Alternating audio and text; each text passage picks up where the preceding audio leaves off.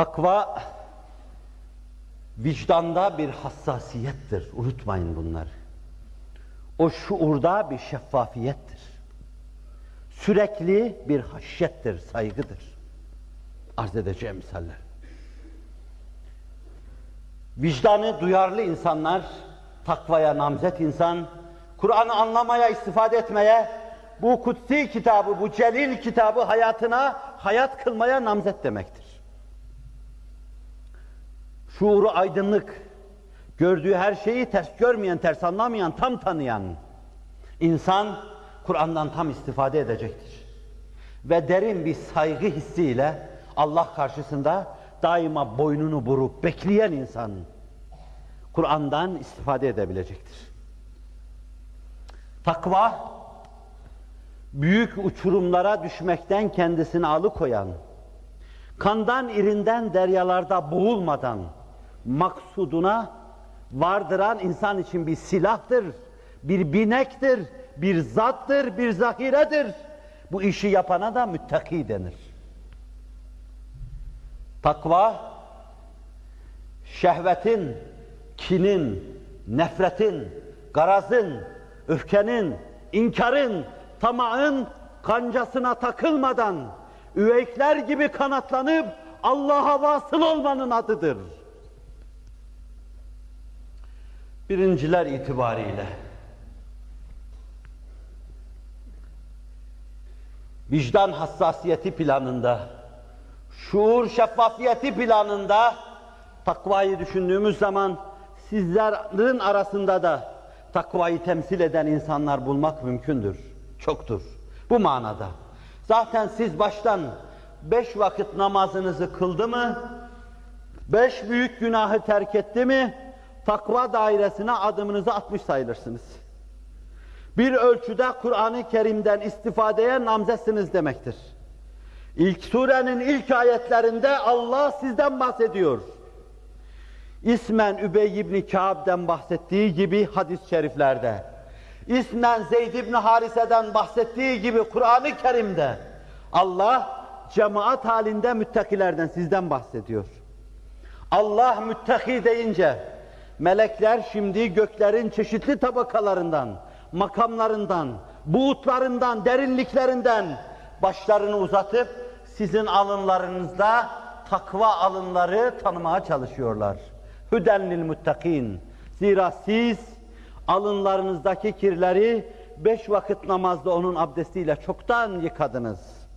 Zira siz günahlara kasten ve irade olarak girmediniz. Allah için açtınız. Siz o daire içindesiniz.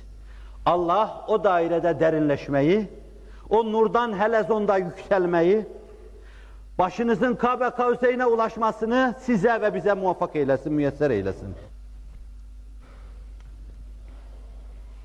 Hassas vicdanlar, şuurlu dimalar ve aynı zamanda şeffaf şuurlar, haşyet dolu sineler, menhiyata karşı bir tavır almıştır. Yasaklara karşı bir tavır almış, katiyen baş kaldırmıştır. Ve memur olduğu şeylere karşı da boynu kıldan daha incedir. Öyle bir teslimiyet ve inkiyat içindedir ki, bütün dünya toplansa onu memur olduğu şeylerin bir tanesinden vazgeçiremez, Allah'ın inayet ve keremiyle onu saptıramazlar. Takva derken, müttakiler şunu da unutmasınlar, müttakilerin imamı, müttakilerin imamıdır. Hz. Muhammed Mustafa'dır sallallahu aleyhi ve sellem. Bir hayat yaşamıştır ki, yer yer hayran olmamak, başın dönmemesi mümkün değildir. Fakat bir hayat yaşamış ki, ah kurban olduğum insan, bahtına düştüğüm insan, arkada bıraktığın hayatı yaşanmaz hale getirdin. Pek çok siyer ve magazi kitapları yazıyor, elimizdeki muteber. Bir gece sabaha kadar kıvranıyor, öyle uf uf ediyor, öyle inliyor, öyle feryat ediyor, öyle değirmen taşları başında dönüyor gibi sızlanıyor ki, yanındaki zevcesi, ya Resulallah, sabaha kadar çok ızdırap çektin, neydi bu hal böyle? O ona cevaben şöyle diyor: وَقَدْ وَجَدْتُ تَحْتَ جَنْبِ تَمْرَةً وَكَانَ عِنْدَنَا تَمْرٌ مِنَ الصَّدَقَةِ فَأَكَلْتُ فَخَشِيتُ أَنْ تَكُونَ مِنْ اَوْ كَمَا قَالَ. Akşam battaniyeyi altıma sererken yanımın geldiği yerde bir tane hurma buldum. O hurmayı ağzıma koydum, yedim. Sonra yattıktan sonra aklıma geldi. Bizim eve bazen sadaka da geliyor. Acaba bu sadakadan mıydı ki? Peygamber haramdı bu. Ya sadakadandıysa? Ya o hurmayı Allah bana sorarsa? فَخَشِيتُ اَنْ تَكُونَ مِنْ.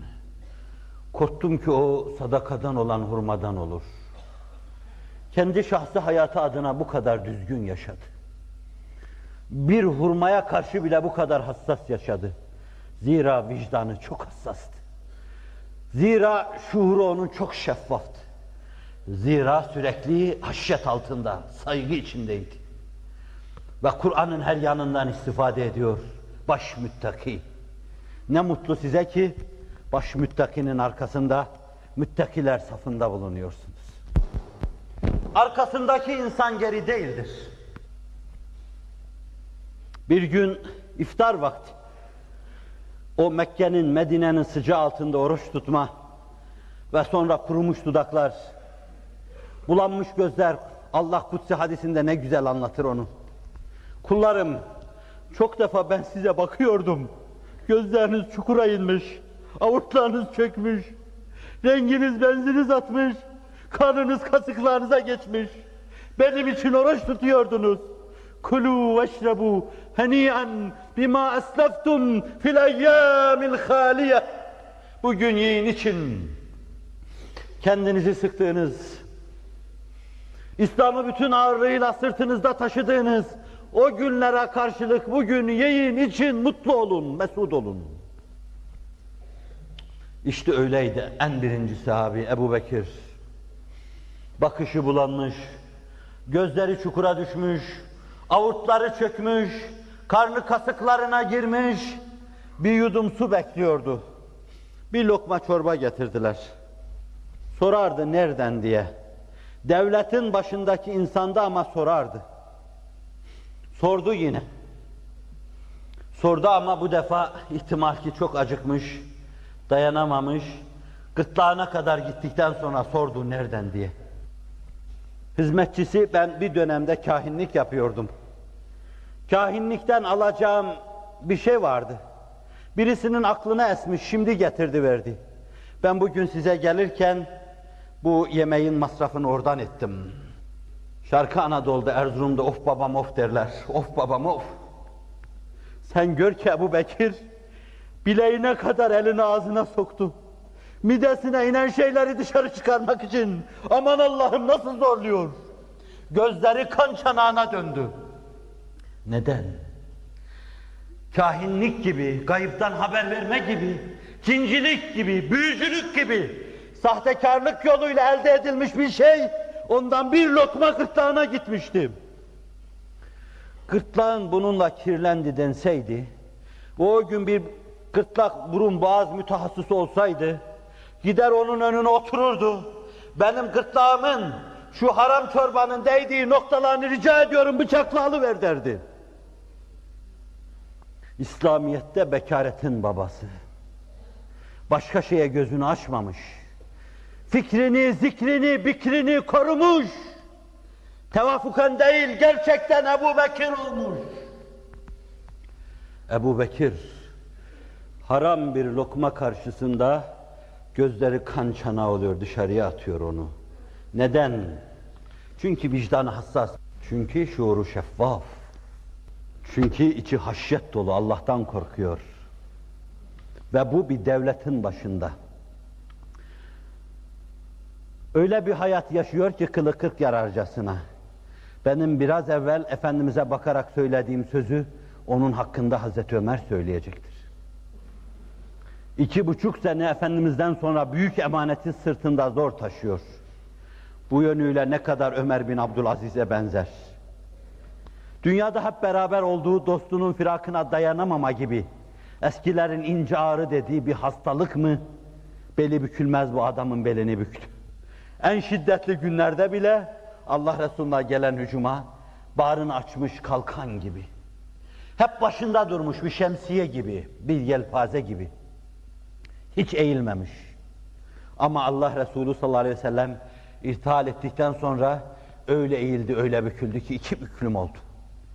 Hem hicran onu iki büklüm etmişti, hem de peygamberliğe ait o büyük vazife.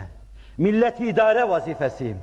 Herkesin hukukuna riayet içinde, tam adalet içinde, tam müsavat içinde, tam hürriyet düşüncesine riayet içinde, teb'anın hukukuna sinek kanadı kadar tecavüz etmeden yaşamam. Onu iki büklüm etmişti. İki büklüm. 2,5 sene sonra, gitme benden kurtulamazsın, arkandan geliyorum, mezarda bile seni bırakmam. Giderken de arkadan gelen halifeye vasiyetleri vardı.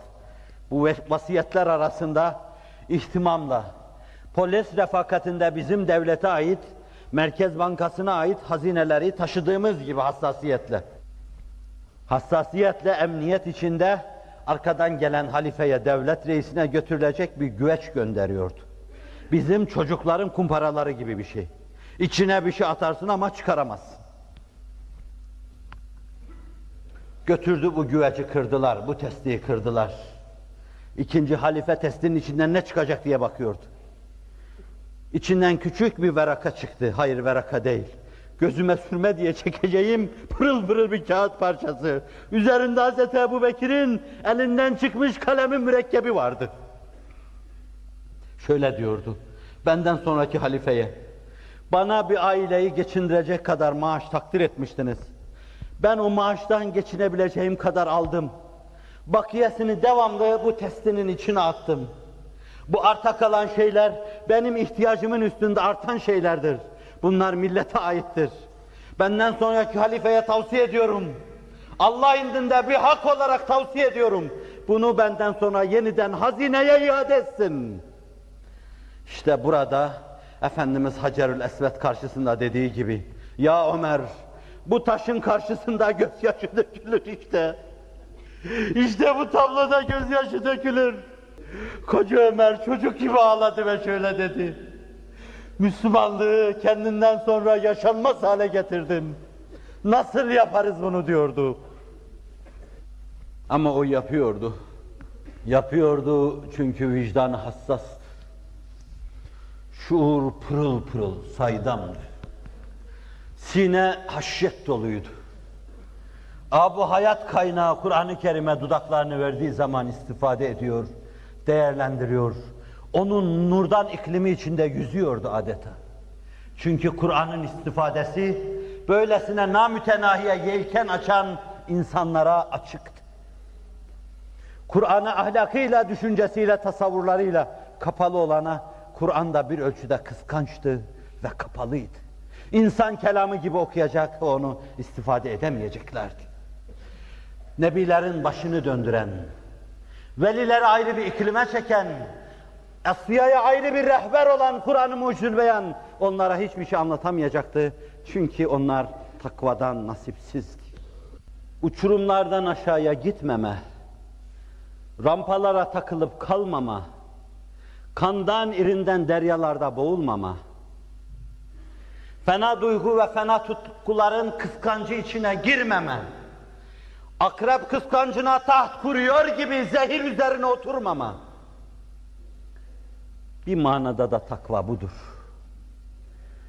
Yine Cevamiül Kelim'den, yani çok özlü, az sözlü, çok manalı mübarek sözlerindendir.